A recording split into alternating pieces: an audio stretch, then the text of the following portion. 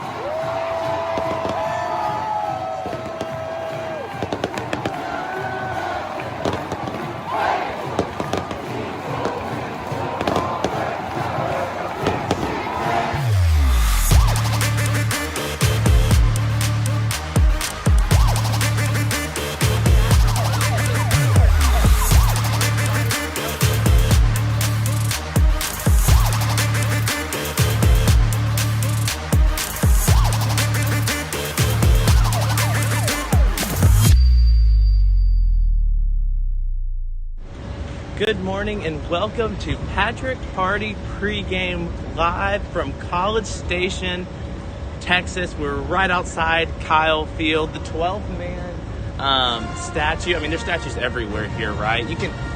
The band just came on. That's perfect. Let's get right on into the program. Man, just so exciting. What a weekend of college football we have. The slate really is so fantastic, and I'm going to watch one game this weekend, but I'll have some games on the plane. But super excited you're joined here with us. Very excited to be here live from College Station. Of course, the game behind me will kick off in roughly just a couple of hours. I actually have the opportunity to be in the press box with the Plainsmen, so you can catch my during the game and post-game coverage over at auburnplainsmen.com. But let's go ahead and get into it. You know how we like to start every single show. The third minute, we like to go through the 1983, 93, and 2013 seasons and highlight, what's so special about those championship moments for Auburn. We start in 1983, early in that Bobby Bowden tenure, which I didn't even really realize. Florida State was still an independent. They're trying to build it up. Auburn ends up, Florida State and Auburn would play a lot. Auburn had beaten them kind of a lot in the past. What was interesting is as Florida State started to rise, Auburn definitely took notice. I was reading something and they were like, that Florida State team, they're no joke. They're definitely on the ascent. And they were. Auburn still ends up winning 27-24 in 1983. In 1993, Auburn beats Southern Miss 35-24. Truthfully, that's all I know about the game because unless it was a big game in 1993, there's not stuff for it. And then in 2013, Auburn's one loss of the season. Auburn travels down to Baton Rouge. The place will be later this season. And, I remember watching a documentary about the season after the season was over. And Gus was like, look, I don't believe in moral victories, but given everything that team had just been through in 2012, we had to take kind of a moral victory. Auburn didn't look great in the first half. LSU jumps out to a lead. Auburn's able to really get it going despite all the rain and all the weirdness that can be at times Baton Rouge. Auburn's able to get it going, really find some momentum, and Malzahn was like, look, we can build on this. And they did, and we all know how far that team went. So enough of celebrating the past. Let's go ahead and get to this Saturday. By far the best Saturday slate of the season. That's not overstated. I'm not just trying to get everyone excited. We start with, honestly, what's so interesting is with the whole Colorado thing and how much we're talking about it, there are so many games on here that I'm reading that I'm like, this could literally, if it was on its own week or was last week, would have been like the game. And we really aren't even talking about it just by virtue of all the other drama. But number 4, Florida State, after their scare against Boston College, travels to Clemson Memorial Stadium. This is on ABC at noon, same time as the Auburn game. And, obviously, Florida State didn't play a great game against BC. I just don't really think it matters. I heard something, and I really like the philosophy. There's been a lot of talk about how good Clemson is. And, we're just going to go ahead and throw them in there. how good Alabama is, how good A&M is.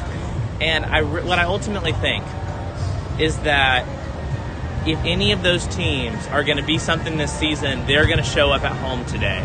Clemson, Alabama, and A&M, they all play at home. If they're going to be anything worth the darn all season, they're probably going to show up and win a football game today. So watch that for Clemson. I'll make my picks later, but Seminoles look pretty good. I know the Boston College thing happened, but let's not overreact too much to it. Next up, you have SMU, TCU, the battle for that frying pan. A fun game. We drove through Dallas last night, and SMU's trying to brand themselves as Dallas's team, TCU more in that Fort Worth area. And this is a big game for both teams. Of course, TCU didn't look too good against Colorado. They get a win against a nobody, and then they beat Houston, and Houston's a whole nother story. They lost to Rice. Tanner Holgerson's not looking too hot there. SMU, on the other hand, we all know they've ascended to ACC status. They're paying everything for it. But this is the kind of game you need to win against your rival. TCU's had the jump on them for several years. If SMU really wants to get on TCU's level, which is weird to say after TCU just played for a national title, but it very much feels like TCU is still kind of at the level we think TCU is at and not at like a national title level contender. But a really big game for Lashley and Bunch. And I don't think I'm picking this game. So, you know what? I'm going to pick SMU on this one. I like Lashley's offense, and they're nice people. 19 Colorado at number 10 Oregon. Colorado's first real big test. Look, I think you can at the same time recognize what Colorado's done. Say, look at how bad they were. They were a very bad team. They won one game last year. They've won 3 this year. Already improvement. They would not have beaten the teams they beat this year last year. I think we can recognize that they have improved. What Deion has done is pretty incredible, all things considered, of where that program's come, all the new that's come in, everything that's surrounding it. And at the same time say, but who they beat is nothing like who they're about to play in Eugene. And I'm really, of course, Travis Hunter's not going to be in the game. We all know about the hit. But I think in this game, it's maybe just when Colorado's weakness could get exposed. I think that's their offense and defensive lines. I think Oregon's got good ones. Bo Nix has been protected all year. Oregon's going to put up some points. We'll see if Colorado can get into a shootout. The whole thing with Colorado's offensive scheme is getting the ball, getting it away from the offensive line, getting it out to skill players to kind of avoid that weakness. Are they going to be able to do that against, a team that literally could win the Pac-12 and the Ducks? This is all week the name of the story for the Auburn A&M preview, which came out later last night, so apologies, but it's in your email boxes if you subscribe to our thing. The thing for me is it's a trajectory-setting week. We're about to see how high or how, maybe not high, some of these teams might go. Let's think about this. Colorado, they've been the national story. They've been great. But how high could they go? If they beat Oregon, the sky's the limit. If they don't, maybe let's get back to maybe more of our 6-6, 7-6, maybe an 8-4. And I'll say this. We had to readjust on Colorado because I said the first week, I was like, they're going to suck. They might win 3 games. No. They are, if you take all the drama out of it and you just look at the football, they're a good football team. Are they going to win the Pac-12, though, in year one? Well, their only opportunity to win the Pac-12? I don't think so. I'll make that pick later. 22 UCLA, 11 Utah. There are 1, 2, 3 ranked matchups in the Pac-12. Really just shows how strong that conference is in its final season. Which is one thing is, we're all talking about Pac-12 media days, and the media members that were there, they're like, look, we want to talk about your football, but what about this TV deal? And then the whole place implodes, literally. But UCLA and Utah, I think Chip Kelly might have something going here. Utah's looked good. They've won the game. They looked kind of weird against Baylor, truthfully, but, heck, everyone looked weird week 2. And I just think it's one of those things where if Chip Kelly and UCLA is going to do it, I kind of feel like this could maybe be the year they could maybe go on a little bit of a run. And what does that look like? Ultimately, I don't really know. but I'm probably going to... Oh, I make this pick later, so I don't have to say anything. That's wonderful. 15 Ole Miss, number 13 Alabama in Bryant-Denny, SEC on CBS, you know. So much talk, guys. So much talk about this game this week. It has been hilarious, very entertaining, and I'll just say, a lot of like who's playing 4D chess. You know, is Lane impersonating Nick Saban in the press conference, and then we had his whole comment with like who's actually calling the defense, and then Saban responded, but then like didn't really deny it, and then they've been going, you know, and Kiffin likes to make the old man mad. And that's how it is, and it's a very get your popcorn ready feel of a game. But my thing is when has Ole Miss ever won a game like this? Especially under Kiffin. When have they won the big one when it wasn't a sneak up on them kind of game, you know? And so like people are picking Ole Miss. This is not a sneak up game. I think if you took all the helmets and the coaches and all of our preconceived notions off the field, and it was just Team A, Team B. Ole Miss, I think, definitely looks like the better team so far. Are they the better team? Will they win in Bryant-Denny? I don't know. I just have a hard time picking Ole Miss against Alabama. The good thing is I have about 50 more minutes left to do that. Appalachian State, Wyoming, an early contender for Sexy Game of the Week. We actually have a couple, and you know what? I'm going to completely derail this and go to our Sexy Game of the Week, because there are several that you might be like, Patrick, there's no way on this earth that I'm going to watch this game. And you know what? You're not wrong. There are better games on at every single time slot, but it's games that I'm like, you know, this could be interesting.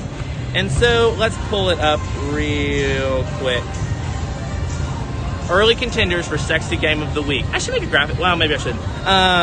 Virginia Tech at Marshall. It's a sellout for Marshall. Virginia Tech is capital B bad.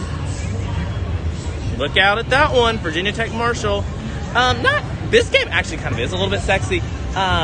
Western Kentucky, Troy. Western Kentucky has this really high-flying offense. Troy has a great defense. They haven't figured out the whole offense thing yet. That's probably not as sexy, though. Rice, USF. Okay, USF, we know how they kept it close with Alabama. Rice beat Houston. Rice to a bowl game is not out of the realm of possibilities. It's actually probably pretty likely. That one certainly has a shot. Oklahoma State, Iowa State. Now, guys, this is not looking too hot. Iowa State lost to Ohio, period. Not Ohio State. Ohio, the Bobcats. Oklahoma State gets blown out by South Alabama. Mike Gundy's like, we're going to be fine. And it's not, all the problems are fixable. And I'm like, well, I mean, if you didn't say that, that would be kind of a concern. So, Sexy Game of the Week. And there was one more that I was like, Appalachian State, Wyoming, which we'll get to in a second. And I think that's it for our Sexy Games of the Week. So, to this Appalachian State, Wyoming game, Laramie's a hard place to play, just ask Texas Tech. And several teams that have gotten upset there. I think Wyoming is just a team that can really hang around and linger, even with the Texas. I know we were all like, Texas is back, hip hip hooray. I shouldn't say that here, even though I am wearing my orange. And then they looked so bad against Wyoming, right, for so long. But that's a game, I think, in the past, and I'm not trying to just give the school that the people here don't like flowers, but, I mean, there's just part of me that's like, that's a game that Texas would have just choked up and lost in the past, and they were able to win, and Wyoming's weird. Going to Laramie's weird. Appalachian State, we all know they're a proud program. They had a rough year. They went 6-6 last year, which is not normal for them. We also how close they play with North Carolina. This is a hard game, which is why I put it on the pick'em, because all of our picks have been too similar, and I wanted a lot more games that like we go back and forth. Also, don't turn off our show, but when we're done, you have till 11 a.m. God's time, Central Time, when this game kicks off, or the broadcast starts technically, to go to patrickparty.com, pick them, fill out your games. If you have our email, if you click on where it says, it's blue, Patrick Party pick them, you can make your picks, participate with us. We like to shout out our winners, and that's all in the newsletter. So this is a hard game to pick, and I need to pick it now. I'm going to pick Wyoming. It's in Laramie, and I like saying Laramie. It sounds fun. Maybe one day I'll go. And I watched the Pat Dye documentary this week, and Pat Dye was there, and he was talking about it, and I was just like, you know what? I'm drinking the Kool-Aid. The Pac-2, the two-pack, Tupac. I'm very not cultured, but the Pac-12 now down to 2 teams. Number 14 Oregon State, number 21 Washington State. Yes, they're both ranked. Yes, they're having legal problems with the Pac-12. Whole lot of things, but they're playing a football game in Pullman. I think Oregon State could be pretty good this year. If one of these teams could win the Pac-12, it would just be really hilarious to me personally. And I'm going to pick Oregon State because I don't think I'm picking this game on my picks. I think DJ along the way is starting to figure it out. I think just Oregon State's a good team. Washington State is too, but I'm going to go with Oregon State. Arkansas at LSU, battle for the boot in Tiger Stadium. LSU, look, I think we were so quick. Every week, it's like we're going to try not to overreact, but then LSU loses to Florida State, and we're like, oh, they're done. They're done. They can't compete with the SEC. They're done. And then Alabama loses to Texas, and we're like, they're done. And then Alabama loses to Alabama beats USF it needs a late touchdown to make it not look as bad as it was. And everyone's like, oh my God, that dynasty over. And maybe it is, but LSU's a good team. LSU's going to win the West. And I think I said that for the season. And they're going to beat Arkansas. Sam Pittman, I don't want to say is on coach alert. It's too early. It's still September. But guys. It's one of those things where it's like, how much can we just keep doing this mundanity of nothing's happening? A game no one has talked about all week. Number 6 Ohio State, number 9 Notre Dame. This is a big, I said, the word of the day is trajectory. We're going to see the trajectory of so many teams. We're going to learn how for real Alabama is. We're going to learn how for real Ole Miss is. We are going to learn how for real so many of these teams are. Ohio State, Notre Dame is that thing. This is Ohio State's first big test. I think Ohio State's defense could be capital G good. They held Western Kentucky to 10 points. And I know that doesn't sound impressive. Western Kentucky, Austin Reed, they have a high-flying offense. They played Auburn last year, so maybe you're familiar. But that is beating Western Kentucky, not that impressive for Ohio State. Limiting their offense to that many points, I think maybe is a sign of things to come. Notre Dame, we'll see. Sam Hartman's looked really good. This is going to be a really fun game. I'm looking forward to watching this on the plane, if they let me back on the plane. Number 24, Iowa. Number 7, Penn State. Whiteout conditions in Happy Valley. An original line from the first ever Patrick Party. So Brian Ferentz, Iowa's offensive coordinator, we've talked about it. He has a thing in his contract because they sucked last year, but his dad is the coach, and so he wouldn't fire him, and so they redid his contract. They're playing the war hymn behind me. Should we start swaying? I am already. They have a whole thing where they have an average of 25 points per game or higher by the end of the season for him to keep his job. It's kind of wild. Everyone's been tracking it because it's kind of a bit. They're above that now. They scored 24 points the first week, which is really funny. And they scored 40 last week. They are keeping their starters in these bad games. And I'm like, oh, Lord, this is not okay. But all to say, that might not look as good against Penn State. Penn State's offense looks really good. Penn State, it's one of those things for Penn State where it's they need to win. And maybe we'll learn some stuff. But so much of this Big Ten season with Michigan, with Ohio State we're going to learn tonight. But with Penn State, all of those games are in November between the 3 of them, which is so, set up. But we're going to learn where they stand. And so it's just a take-care of business game. It's a whiteout. There's no reason they should lose. I picked that game later, so I'm not going to say anything now. Memphis, Missouri, and get ready for this. The Dome at America's Center. That is the name of where the St. Louis Rams used to play. That decaying stadium. It doesn't have a sponsorship name. It is literally called The Dome at America's Center. Very funny, very Midwestern. Missouri, look, we are not out of the realm of possibilities of Texas and Oklahoma joining the league, and there's not an SEC coach that's getting fired. Names you would have thought about going into the season. Billy Napier really beat Tennessee last year. That looks promising. Missouri, Eli Drinkwitz, they beat Kansas State. Even though the mismanagement at the end of that game, if they lose, it's dear Lord, because they had the whole penalty, and the kid hit the crazy yard. The kid hit the crazy 60-something record-breaking field goal, longest in SEC play. It's the same guy who missed the extra point to beat Brian Harsin and end his tenure earlier than we had to go through it. Memphis, They might be on head coaching watch. They haven't really beaten anyone like really worth a darn, truthfully. And it's one of those things for me where it's a prove it week for them. I'm going to pick Missouri. Mississippi State, South Carolina, the nightcap on the SEC Network at 6:30 on William Rice. I just think it's one of those things where State is not very good. And we kind of knew that the whole time. They beat Arizona. I know. Give them the flowers. State's not that good. South Carolina, they're 1-2. They've lost to North Carolina and Georgia. South Carolina needs that win at home to just kind of keep things afloat.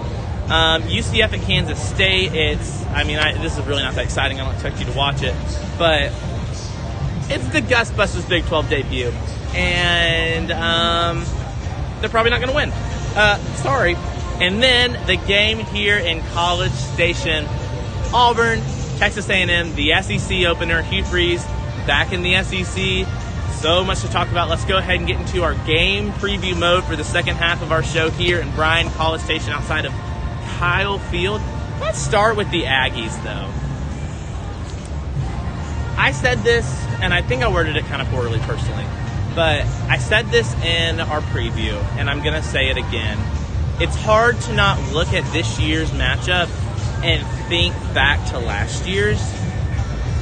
Not in the way the game was played or really the players or anything like that, but just the emotions and the vibes on the A&M sideline. Auburn is not where it is now, and Auburn doesn't feel ahead of schedule in the year one with Hugh Freeze. If last year the Cadillac surge doesn't really happen and dig them out of a lot of the hole, that A&M game was so huge in that. We all saw that. We all saw the atmosphere. Auburn went crazy. Kind of a pun. A&M, this is like Jimbo. They already lost to Wyoming. I'm really interested to feel the vibe of the stadium if Auburn were to have a lead late in the second half at an 11 a.m. game. Like, how much frustration is there really? Like, where do we really stand on this? Are we just mad, or are we, kind of getting upset, right? And I do think A&M has a pretty good team. Let's go ahead and get into their offense. Quarterback Connor Weigman. He has had 2 straight 300-yard passing games. Yes, that includes their Miami loss. I do wonder if how much of that was trying to catch up in the second half because Miami scored 5 touchdowns and just kind of went nuts in that one. He threw for 337 yards in their win over Louisiana Monroe. We got a guitar playing next to us now. He had a school record 86.2 completion percentage in that win. That's against – okay, so this is really ironic. So we've been highlighting the 1983 season all season long, right? And then for whatever reason, it just kind of surfaced this week, videos and pictures of Jimbo Fisher when he was at Auburn, and he was Auburn's quarterbacks coach, the whole Terry Bowden era, which includes the 93 season. My bad. That's so embarrassing. And then someone asked him last week, because they played Louisiana Monroe. Terry Bowden coaches Louisiana Monroe. So they had a whole kumbaya moment here on the field.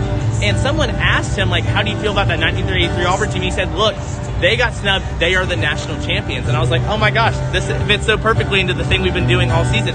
And secretly, I'm writing a story about that for the Plainsman for a special issue. So get excited. But back to Connor Weigman.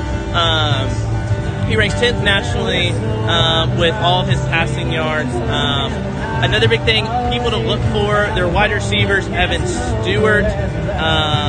Also, Anais Smith would be another one I would certainly want to look for. Their offense so far is in the top 13 in the country in scoring offense with 44 points per game. They've scored a total of 103 total points, 10 touchdowns, which is tied for 9th most in the nation so far. They have one of the most successful scoring red zone rates in the country, 19th nationally and 2nd in the SEC, and converting with a 94.7% of converting when in the red zone. They're averaging 21 first downs a game with 48 passing first downs on the year. Look, they're a good offense. Say what you want about the Miami loss. It's one of those things for me where, their offense was good against Miami. Yes, they had the 2 turnovers. That will hurt. Turnovers is going to be such a crucial thing in this game. Auburn obviously can't turn it over. And the team that turns over is going to be the team that's going to lose in this one.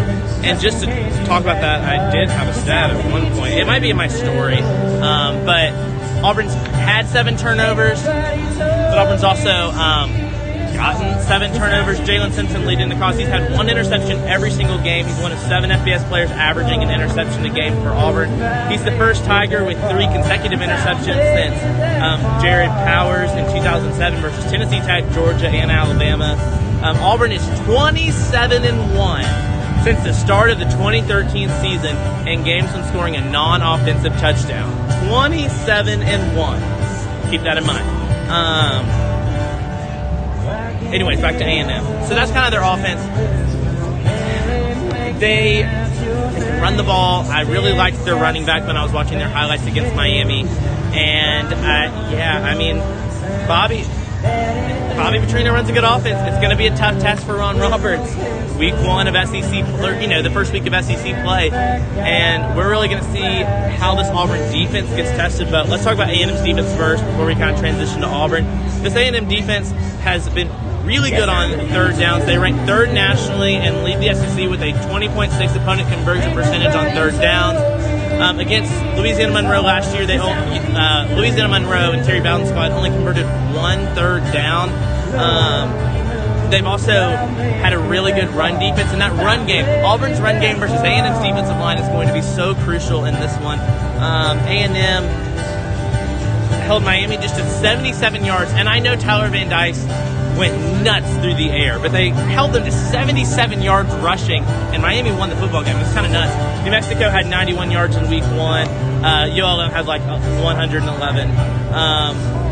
I just think that rushing game, and if Auburn can run the ball, I think it kind of frees everything up. You think back, we've been doing the 2017 comparison all season long, and it's one of those things for me where it's like, when Carrion got going, it opened everything up for Jarrett Stidham. It opened up the passing game. It also opened up the run game for Jarrett Stidham. And we're going to talk about that run game for Auburn in just a second.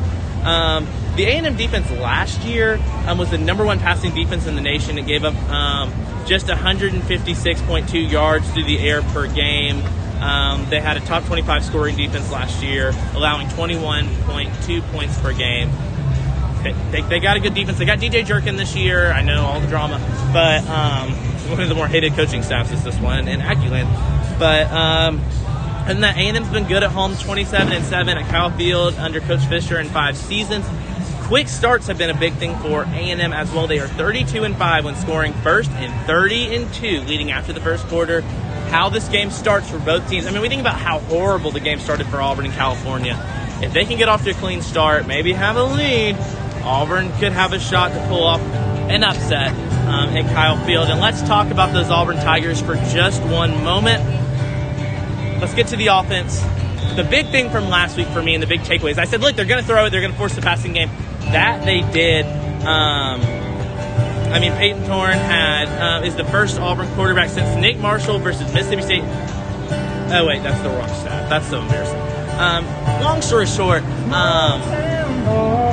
Peyton Thorne threw it a lot last week. And yes, there were the 2 bad interceptions. The first one, Breeze has gone back and said, I don't really know how big of his fault it was. The second one, 100%. The decision-making for Thorne is going to be so critical in this game. And you wonder, and this was kind of brought up, you wonder if against Stanford, it was a little bit more of, okay, Thorne, you're a quarterback. We're going to let you make decisions. We're going to see how you go. And in this game, is it going to be a little bit more of Breeze kind of telling Thorne, you check this guy, you check this guy. It's going to be a little bit more, the cannon just fired off. What in the world? This place is weird. They're starting SEC Nation. Oh, it's 8 o'clock. They went under star. One day we'll have a cannon. One day. No promises. The day we have a cannon is the day I'll probably quit, truthfully. But Thorne, I don't even know what I was talking about. The cannon exploded. The decision making. And so you wonder if in this kind of game, is it going to be more where Freeze is like, look, Thorne, this is kind of what you're doing. We're not going to just kind of figure it out on your own. But the thing that was so interesting to me about Thorne, other than getting the chemistry with the receivers, because that was so critical against Stanford, it had to be the rushing attack. 123 yards rushing, and 282 yards passing against Samford. Peyton Thorne was the first Auburn quarterback since Nick Marshall in 2014 to rush for 100 yards and pass for 200 in a game. Thorne literally led the rushing attack. Auburn had 222 ground yards. He led with 123. He had that rushing touchdown.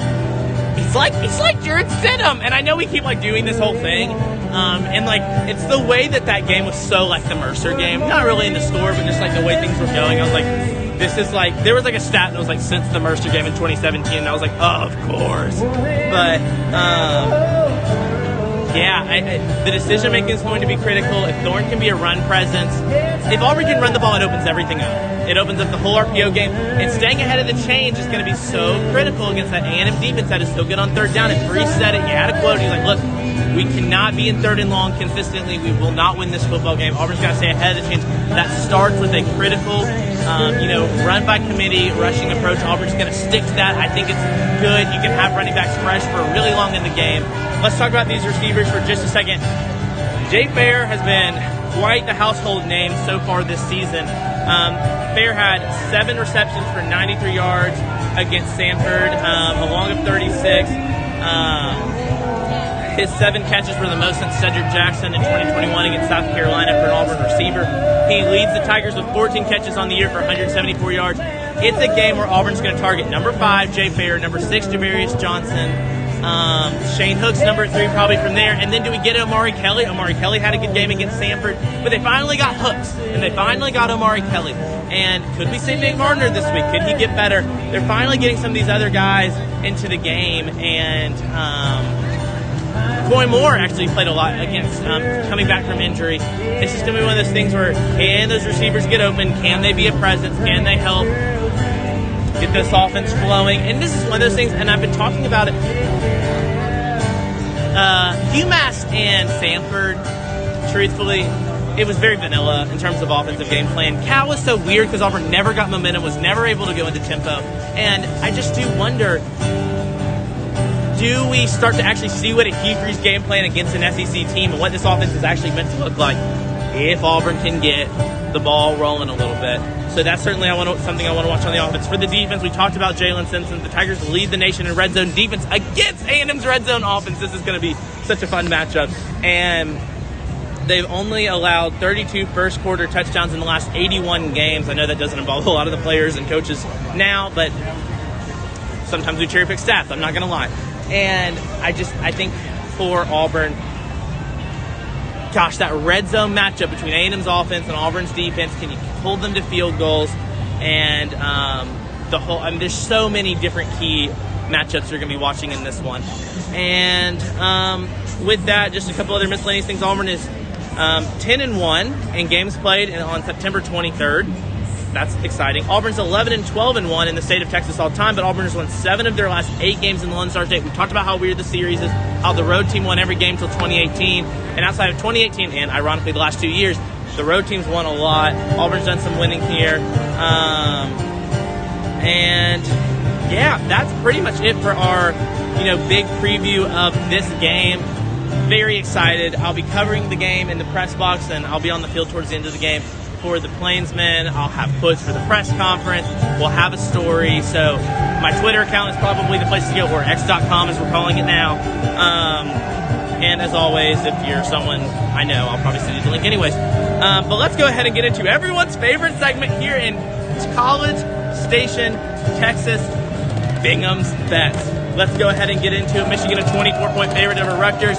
Take the Wolverines. All of these are the spread, by the way. Take the Wolverines in the spread. Oklahoma, 14-point favorite over Cincinnati. Cincinnati, I believe. Let me double check. But I believe Cincinnati lost to Wyoming last week. It's not loading. They're not Wyoming. Miami. Take Oklahoma. They're going to win. Auburn is a 9-point underdog to A&M here in College Station. I'm not going to make the pick yet. We're just going to keep that in mind. Marshall, a 6-point favorite. Marshall's going to win by more than 6 points. Oregon, a 21-point favorite over Colorado. You know what? I'm gonna. This is a tough one. I'm gonna pick the Ducks though. I'm gonna pick the Ducks, and the spread on that one kind of reveals my pick. Alabama 7-point favorite. I don't know. I'm not gonna pick it. Truthfully, I don't know. Maryland is a 7.5-point favorite over Michigan State. Take the Terps. The Texas Tech West Virginia game, we didn't talk about it. Maybe that's sexy game of the week. That's really interesting to see where those two programs go. LSU is 17.5-point favorite over Arkansas. Take the Tigers in that one. Georgia's a 40-point favorite over UAB. I might take the Dogs. The UAB ain't good. I'm sorry. Texas is 17-point favorite over Baylor. I'm going to take the Longhorns in that one. South Carolina is 6-point favorite over Mississippi State. I'll take South Carolina. And that's pretty much it. All right. Well, what a show we have had from College Station. Couple announcements. Our email newsletter got sent out kind of late last night on the plane, truthfully. You can go read that. You can read our kind of long preview. Do the picks. PatrickParty.com. Go to Pick'ems. You can find that. If you're watching the games at home, so many good games. For real, go download the National TV board. It'll help you out. Tells you where every channel is, every game, start to every game time. It's a great resource. Print it out. Look at it on an iPad or an iPhone. Our picks are going to come up in just a second. They'll be available on all of our social medias after. I've told you about the Plainsman stuff. Other than that, PatrickParty.com is where you can find everything. Thank you for joining us from College Station, Texas. So exciting that we got to do a show from outside the stadium right before I get to head in. So truly so thankful for you for joining us on all of our different platforms. Make sure to subscribe to our YouTube channel. And sign up for our email newsletter if you just want our regular stuff on PatrickParty.com. It's on the homepage now, so very easy for you. That's going to do it from College Station, Texas. Let's get to Pat's Picks. Enjoy your college football Saturday. Hey everybody, welcome to Pat's Picks from Kyle Field and College Station. Let's go ahead and get right on into it. We start that 11 a.m. time slot. Number 4, Florida State. I know they didn't look great against Boston College. They go to Death Valley. They take on Clemson. If Clemson's going to be anything this season, they're going to win this game. I'm going to pick Florida State in that one. Let's go ahead and go to 2:30. There's a lot of great games there. Let's start with UCLA, Utah. This is going to be a fun one. I'm going to pick UCLA and Chip Kelly in this one. I think they have a pretty good team. I'm going to go ahead and go with them. Also at 2:30, Colorado, Oregon. I know Colorado's gotten all the love, and they deserve some respect, but Oregon's really good. I like Bo Nix and the Ducks in that one. Alabama, Ole Miss. Man, if Alabama's going to be anything this season, will they win at home against Lane Kiffin? There's been all the 40 chess and stuff. I am going to go with the Crimson Tide, though. Sorry, Rebels fans, in that one. Let's go to the nightcap, 6:30.